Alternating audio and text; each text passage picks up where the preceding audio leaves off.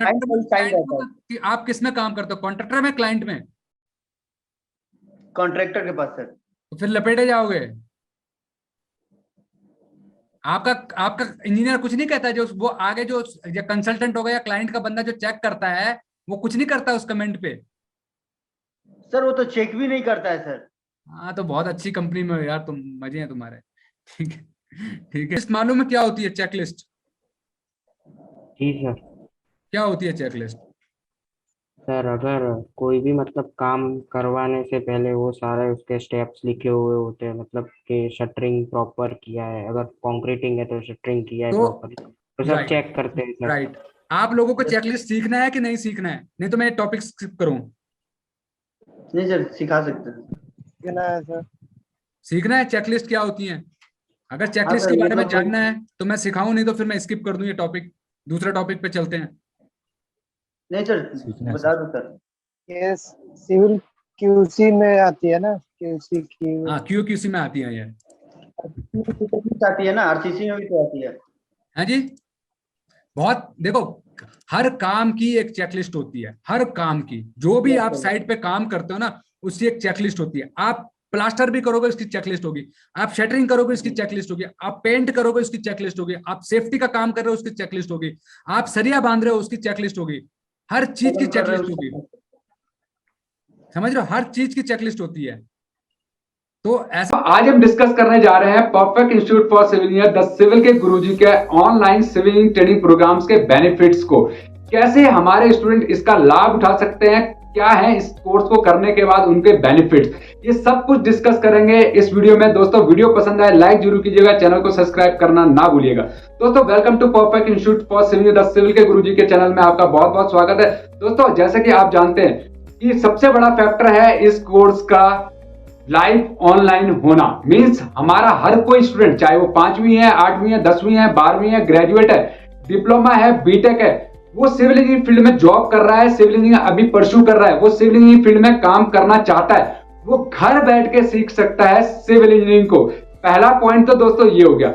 दूसरा पॉइंट है दोस्तों इसका कोर्स कंटेंट, कि इसमें हम लोग क्या क्या सिखा रहे हैं। सबसे पहले हम अपने स्टूडेंट को सिखाएंगे दोस्तों कि AutoCAD, architectural drawing, section plan, elevation, reinforcement drawings को कैसे पढ़ा जाता है ऑटोकैड और हार्ड कॉपी के अंदर। कैसे आप इनसे क्वांटिटी निकालते हैं, चाहे वो आपका सीमेंट हो, प्लास्टर हो, चाहे वो आपका शटरिंग हो, चाहे वो बिटुमिन पेंट हो, पॉलिथीन शीट हो, वाटरप्रूफिंग हो, चाहे कोई भी टाइलिंग वर्क हो, चाहे वो मार्बल वर्क हो, चाहे किसी भी तरह का जो हमारी ड्राइंग रिफ्लेक्ट कर रही है जो भी आइटम, उनको कैसे कैलकुलेट किया जाता है, कैसे आप इनकी मेजरमेंट शीट बनाते हैं, कैसे आप बार बाइंडिंग शेड्यूल बनाते हैं, कैसे आप रेट एनालिसिस करते हैं, कैसे आप बीओक्यू बनाते हैं।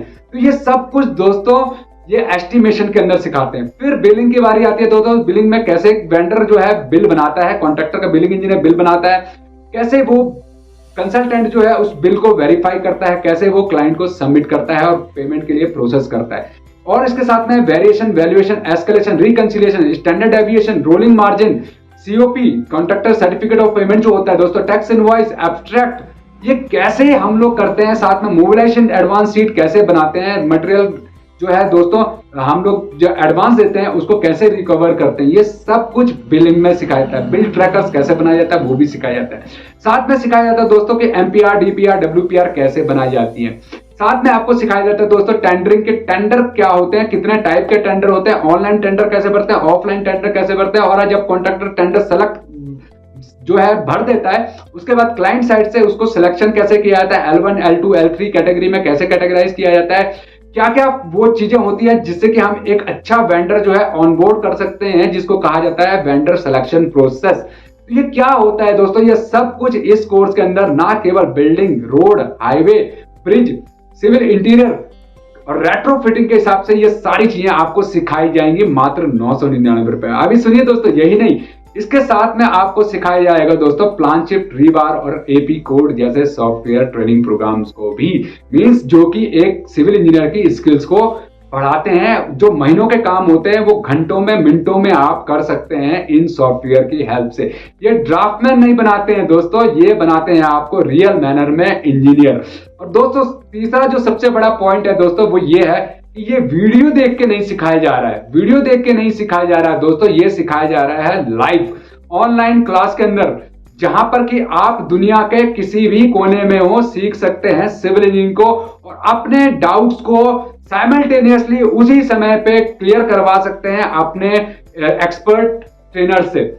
सबसे चौथा पॉइंट दोस्तों कि ये कोर्स आपको 2-4 साल वाले एक्सपीरियंस वाले नहीं सिखा रहे दोस्तों, ये कोर्स आपको सिखा रहे हैं जिन्होंने इंडस्ट्री में 10, 15, 20, 25, 30, 35 साल तक काम किया है, जिन्होंने इंडस्ट्री में सर्व किया है, सर्विस दी है अपनी, वो आज आपको सिखा रहे हैं सिविल इंजीनियरिंग की सारी स्किल्स को।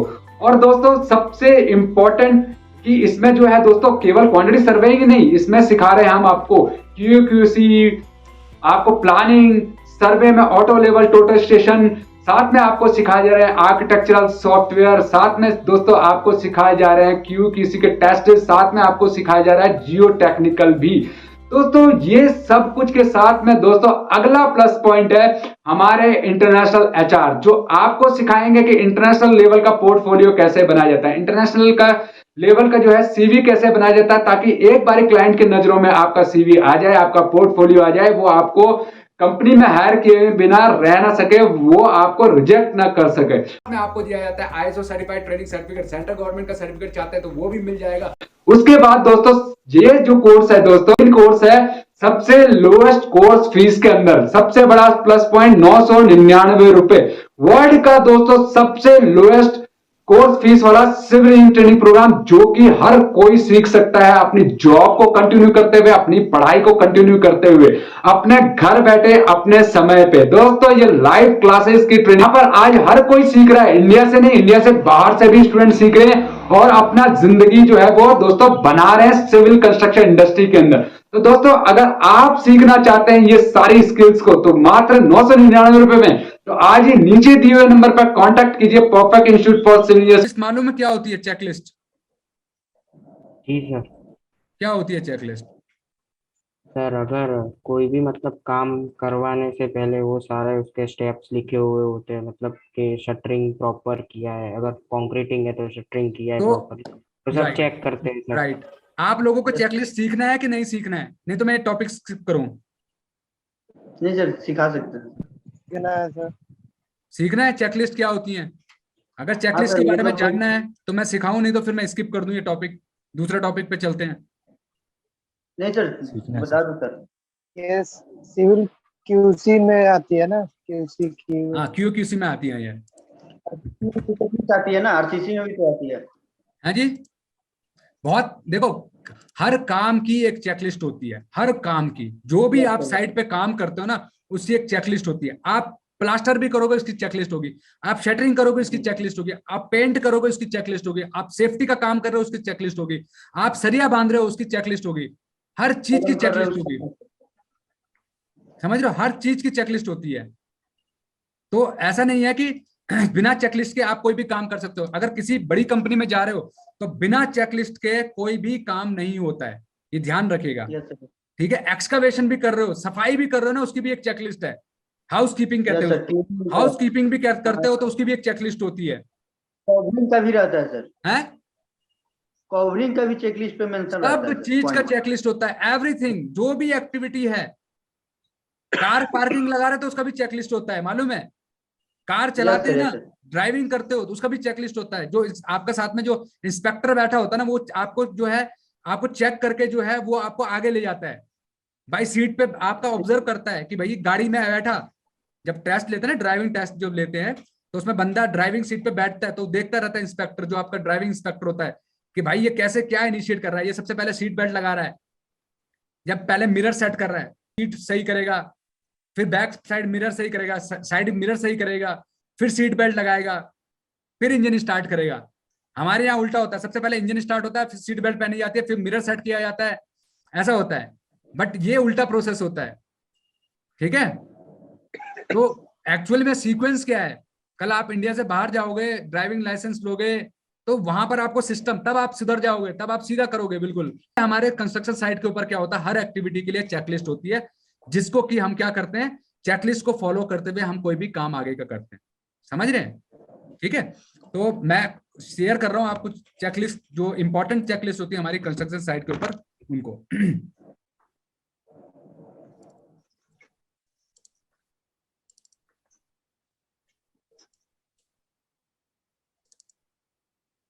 देखो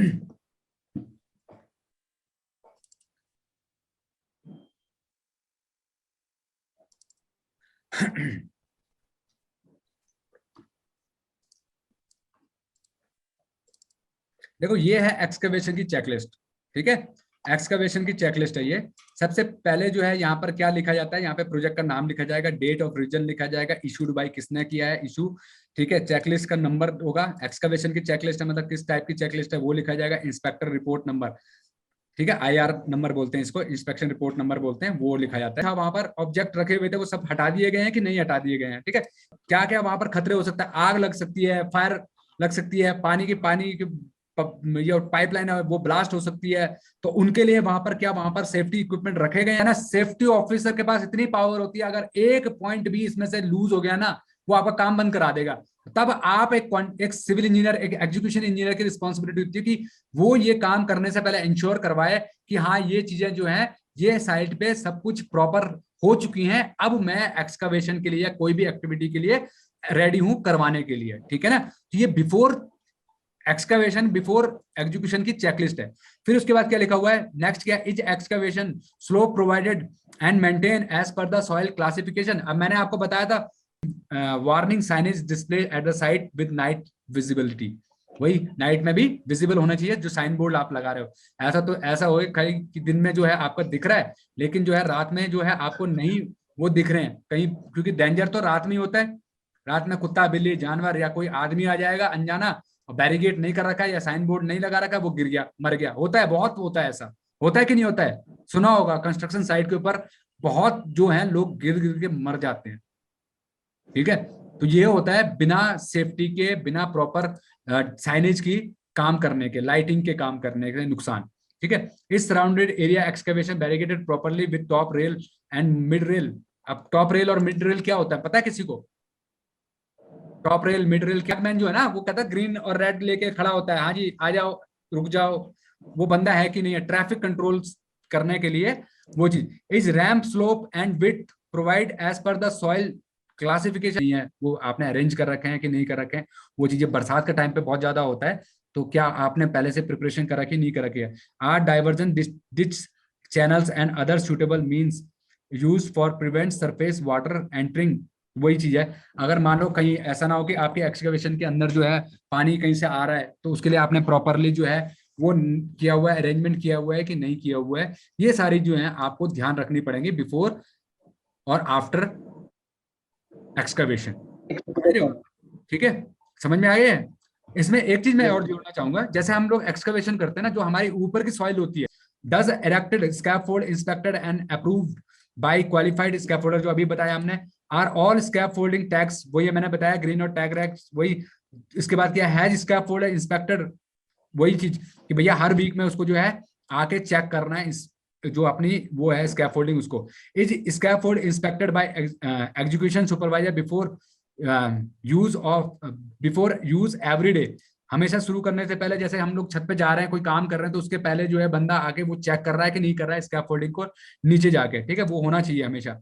are all damage scaffold materials mark with colour and store separately, ऐसा नहीं है कि हम लोग अच्छा मटेरियल भी एक ही जगह डैम्प कर रखा है और खराब मटेरियल भी एक ही जगह डैम्प कर रखा है। दिस साइज होना चाहिए कम से कम, क्योंकि एकदम से छोटा सा भी होगा तो वो भी धस जाएगा, वो प्रॉपर चौड़ा होना चाहिए, क्योंकि उसके ऊपर वजन आना है, तो वजन आएगा तो धसेगी नहीं अगर उसका सरफेस चौड़ा होगा तो, ठीक है। उसके बाद लिखा इस base plate with adjustable screws लगानी है, ठीक है। तो एक जो है स्ट्रक्चर कंसल्टेंट जो है ना वो आपको प्रॉपर डिटेल देता है स्कैप फोल्डिंग की, ठीक है, समझ रहे हो। तो वो ड्राइंग होनी चाहिए साइट पे। आपको पता है सोनू होती है ऐसी कोई ड्राइंग?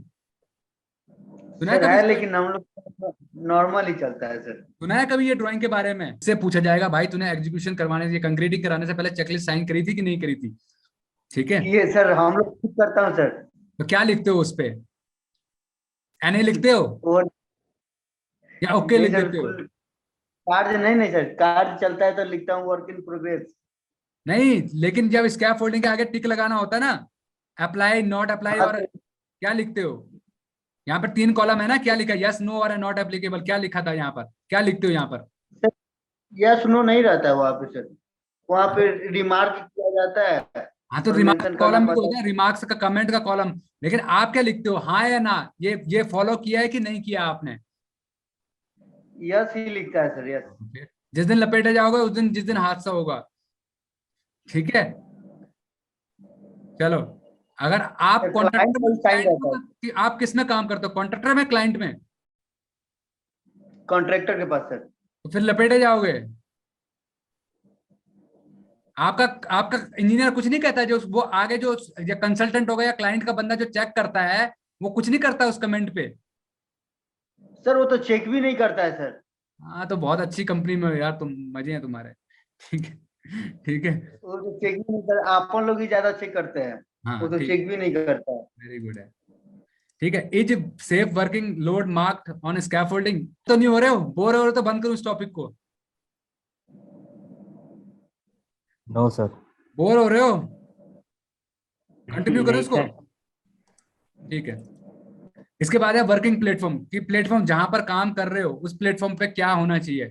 इज स्कैफोल्ड इरेक्टेड और in accordance with the design and drying of the structure consultant, कि जो आपने प्लेटफॉर्म पे काम कर रहे हो वो स्ट्रक्चर कंसल्टेंट ने